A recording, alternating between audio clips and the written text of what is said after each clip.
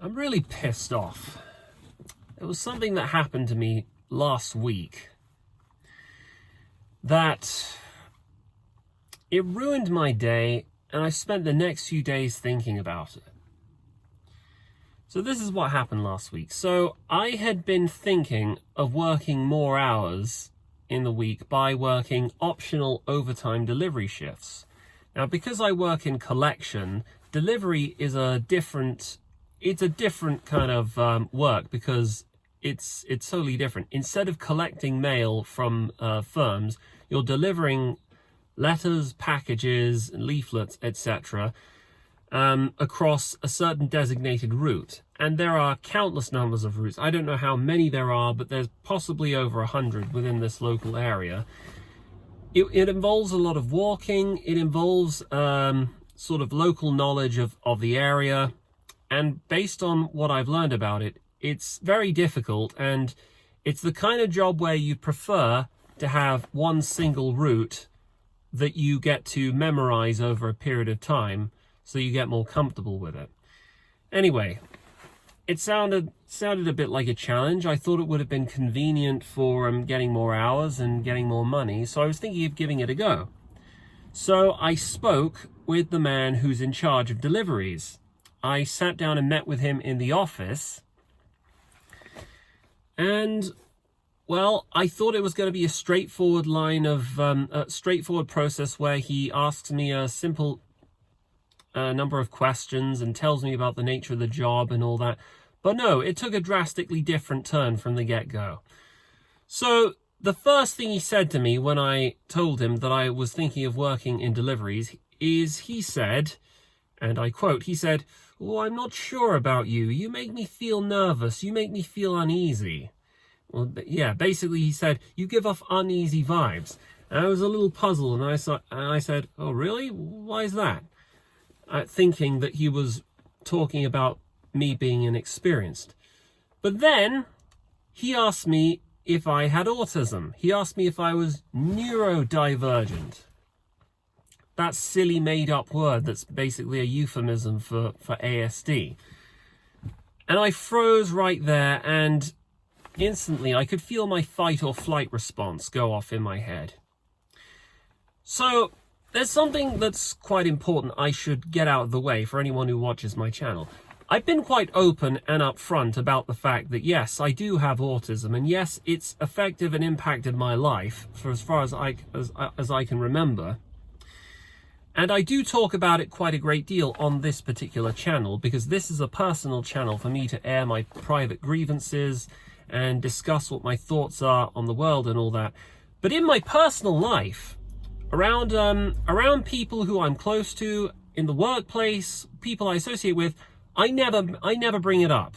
I never even mention it, because it is a really sensitive subject. I've given my thoughts on it before. It's basically an invisible disability, and what I've learned throughout my life is that people tend to make crude associations, and they tend to make sweeping generalizations about people who have this condition. And they tend to lump me in with other people who I consider to be far different to me, and in some cases far less socially, competent or capable than I am. And that makes me deeply uncomfortable and angry. So for him to ask a question like that to me, when we had literally only just met, I couldn't even begin to describe just how I felt like I was under a lot of pressure. I froze right there in an instant. I sat there and looked at him, and I began to question, why would he ask a question like that? Because I did not inform my company about this condition. I have a tendency not to include it whenever I put a job application on, because I don't want my potential employer to know these things about me. I don't want it to prejudice my application. And I understand that sometimes these people, when they ask sensitive questions like that, they may mean well, but they are treating me differently. They are treating me like a different person, which is what I don't want. It's yeah, I kind of have conflicting attitudes about this. You know, my entire life I've always strived to be accepted as a normal person, but due to the way I act, due to the way my brain works, I guess I never will be. However, I've been socialized in pretty much the normal way for decades, and I want to feel comfortable in knowing that my results have paid off, that I'm a functional human being who can do what is expected of him. But whenever something like this happens, I feel like I'm in danger. I have this deep insecurity of people looking past all those years and making all these kinds of judgments and generalizations about me, and simply prying. It's deeply personal information which I believe he had no right to ask about. But anyway, and then he justified asking this on the grounds that he said this is something he as an employer needs to know. Well, that's how he justified it.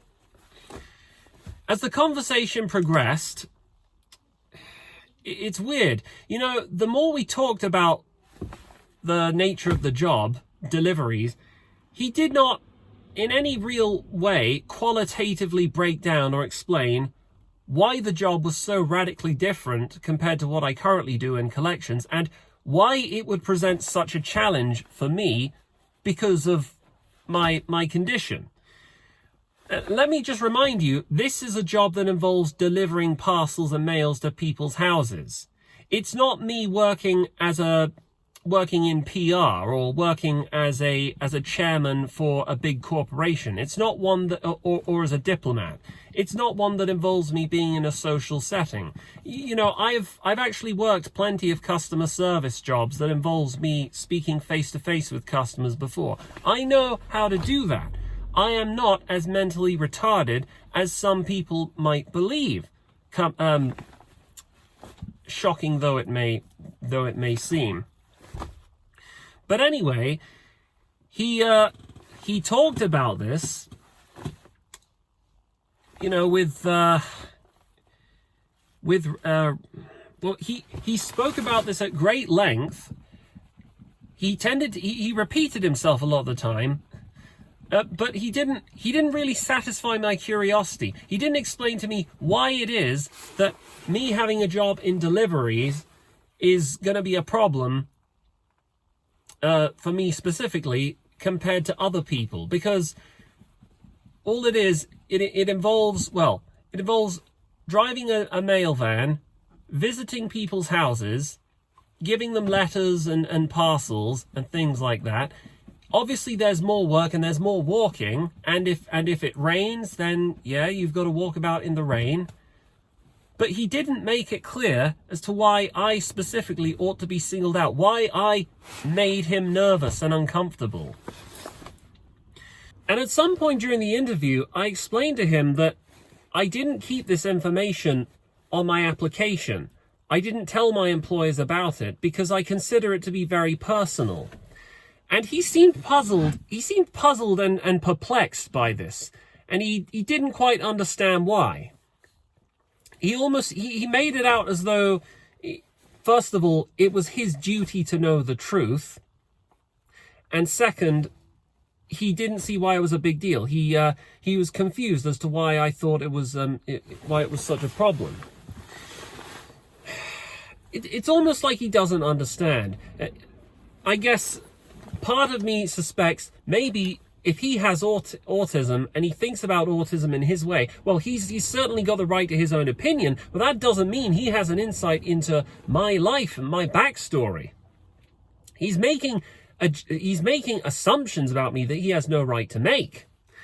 Look, autism, whether we like this or not, however we feel about this, and I've spoken about this in a video before, autism is and always will be a disability. There are people who have the conditions have poorer mental health. I've spoken about this before in my response to Tony Atwood. They struggle at things that normal people don't struggle with. They experience loneliness and isolation. They act in ways that cause people to be offended and cause people to not want to associate with them. That is the lived experience, more or less, of most people who have the condition. And this is something that I've been socialized and trained my entire life to work hard to avoid. And so, basically, it is not for you to decide what I consider personal and what I don't. If he can't figure out why I consider that to be so personal and such a sensitive subject, then all I can say is that he must struggle even more than I do. And that is saying something. So this made me quite on edge and nervous. When I asked him why he felt compelled to ask me about autism, he was a bit vague and he sort of dissembled and equivocated. And then he talked about this one occasion where I'd been told while I was working a Saturday shift to collect mail from this nearby post office and bring it back, but I hadn't done what I was asked, even though I was asked multiple times. Except that I knew what he was referencing. I knew the incident in question, and I wanted to tell him that there was an explanation. Basically, I made a judgment call. I reasoned that the instruction I had given me, if I'd followed it, I would not have been able to collect all the mail and deliver it in good time, and I'd have been late, even later than I was back then. But he wasn't having it. He pigeonholed me in a little box, decided that, another thing is, he told me that he himself was neurodivergent. Why else would he ask such an insensitive and tactless question like that at the moment that the interview starts? And he has a son who apparently was neurodivergent. I'm just going to use the word autistic because I hate that word. That silly made-up word, neurodivergent. Well, what does it mean? It's another one of those, to me, it's another one of those politically correct euphemisms, like mongoloid later became retard, or spastic became retard, and retards now become special. But anyway, my thinking is, based on how I view the situation, I'm guessing that his son is probably around my age. I'm guessing maybe in his late 20s or early 30s, and his son probably struggles. I don't know for sure about this, but my line of thinking is, what I think is most likely is he struggles far worse than I do, and I must remind him of what his son deals with. That's what I think. That's probably the main reason why he thought he could ask me that question. He probably thinks that he's being helpful. He probably thought he was being trying to put me in a casual and relaxed setting.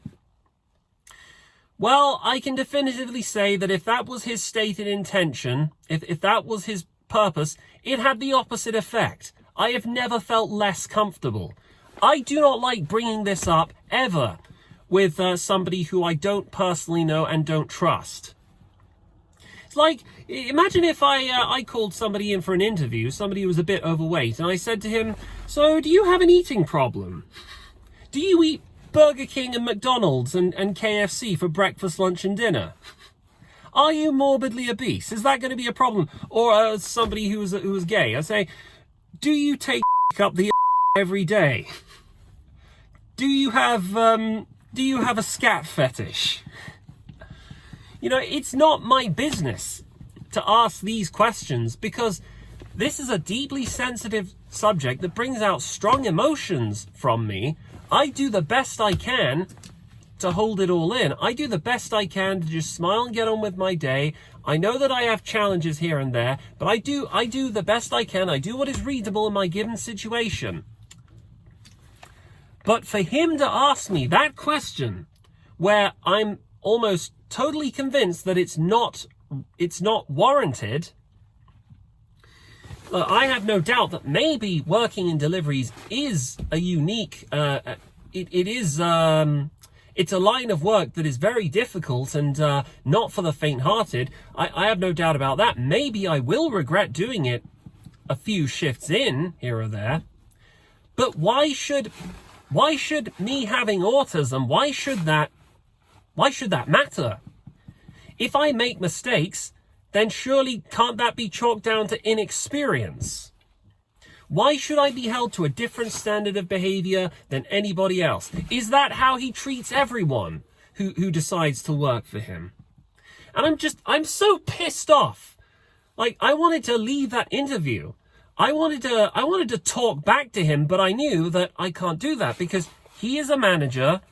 He's basically, he's not my direct employer, but he is affiliated with the company. And if I said something that he deemed rude or insensitive, well, obviously that's not going to look good on my report card. I may find out one day that I'm out of a job. So I just have to sit there, listen to him go off on one and all these sweeping generalizations about little Forrest Gump over here who thinks he can manage a job in delivery. Like, that's because that's definitely, look, here's something that I should make very clear. Okay, maybe I am not the smartest guy in the room. Maybe I do sometimes here or there make mistakes. Maybe I say the wrong thing, or maybe I don't say the right thing that I should. I'm not perfect, okay? I make mistakes. But one thing I can definitively say through my own personal experience is that there are plenty of older men, you know, it's mostly men at my place of work, who are in their 50s and 60s, who have far greater challenges and struggles than I do. And they have had this job for years. I don't know if those men work in collections or deliveries. Some of them do neither. Basically, some of them just stay all their shifts, all hours of the day, in the warehouse sorting out mail because they've been deemed unfit to drive. And I know I can do a better job than those people. So I find it both offensive, disgusting, and insulting when people compare me, when people put me in a box so as to say that I might be like them or I'm one of them. That is the one thing my entire life I've been struggling to free myself from. This is why I don't like the label autistic, even less so the word neurodivergent. It's why I rarely ever bring it up around people, even around people who I'm quite close with. It's why I don't identify, I don't associate with this word, because people make assumptions. People who are too ignorant to know the truth. People who simply haven't got the same experiential knowledge of my life the way I have. And who the did he think he was? Like, everything he knew about me was based on what other people had said. And he was talking to me on a one-on-one basis like we were friends. Like he was my father or my uncle. I used to have a father. He passed away last year. I'm not looking for another one. Thank you very much. And what has this meant for me? Well, I'm definitely having second thoughts about taking this job now. Not because the job may be difficult. I've spoken to loads of people at my place of work asking them about it, and all of them pretty much have said the same thing. They said it's badly organized, it involves a lot of walking. The weather, if the weather's bad, you just have to stand out in the rain, and get all wet and sopping wet and all that. And because you're covering for people's shifts who aren't there, you're going to face a lot of challenges and you're going to get very little help, and that's all perfectly understandable. But my biggest fear now, it's not that I have to cope with those additional challenges, it's that he will be the one who I answer to. He who thinks it's appropriate and acceptable to ask me that kind of question, he who treats me with a false sense of cordiality and informality, which isn't suited to the occasion, like he knows who I am, like he's my best mate and he's just looking out for me, when we only literally met just last Tuesday. Or was it last Wednesday? I forget. I've become, because of this, I think I became emotionally dysregulated. I had a plan to do some reading and some writing on a research project later that day, but I couldn't focus. I couldn't concentrate. I felt inexplicably tired for the rest of the day, and my whole rhythm just got knocked off balance because of that one conversation I had. All right, how shall I end this video? Well, I'm still not sure whether I do want to take this job. You see, I have this personal rule though, where I don't believe you're allowed to hate something until you've tried it at least once. And maybe it might be challenging at first, but maybe if I do it more and I stick around at it, I might get better. But that's not what my biggest fear is. My biggest fear is that I will have to explain myself to him if and when I make a mistake, which I almost certainly will because I'm going to be new at deliveries. And any mistake I make, so I fear, he will chalk it down to me being socially clueless and clumsy and not being able to understand basic written instructions. Because apparently that is what he thinks about me. And I'm so tired of this. This angers me in a way. This angers me in a way that normal people don't. You know, that reminds me actually. Many years ago, I think almost a decade ago, I was stopped by a man in the street outside library. He was asking me for directions somewhere, so I told him where to go, and then he asked me if I was autistic. It was not his business to ask that question. I wanted to punch that in his face. Like, oh no, it's okay. I'm autistic too. Off. You think that I'm like you. You think that because you have this condition, you have the right to ask that question. If I meet that one more time, I'm going to smack him in his face. Look, nobody is in a position to make judgments about who I am without experience or without knowing who I am. It angers me when this happens. It makes me viscerally angry and disgusted. It makes me, I said this earlier, it makes me angry in a way that ordinary people don't. Anyway, that is basically what happened to me last week. I don't know what my decision's going to be regarding this job offer. Maybe I'll give it a couple more days, and if my anger dies down, maybe then I'll speak to him and ask him if I can go on a trial shift, as it were. If that interview, it could have gone differently. If all he did was just tell me about the challenges and the problems that I would face on that shift, that would have been perfectly fine, and I could have given it a go, and I may or may not have liked it, and that would have been the end of it. But no, he had to walk right in there with his foot in his mouth and ruin the whole experience for me before it even began. And on top of that, he probably thought he was doing me a favor. Off. Spastic. You and your retard spastic son as well. Off.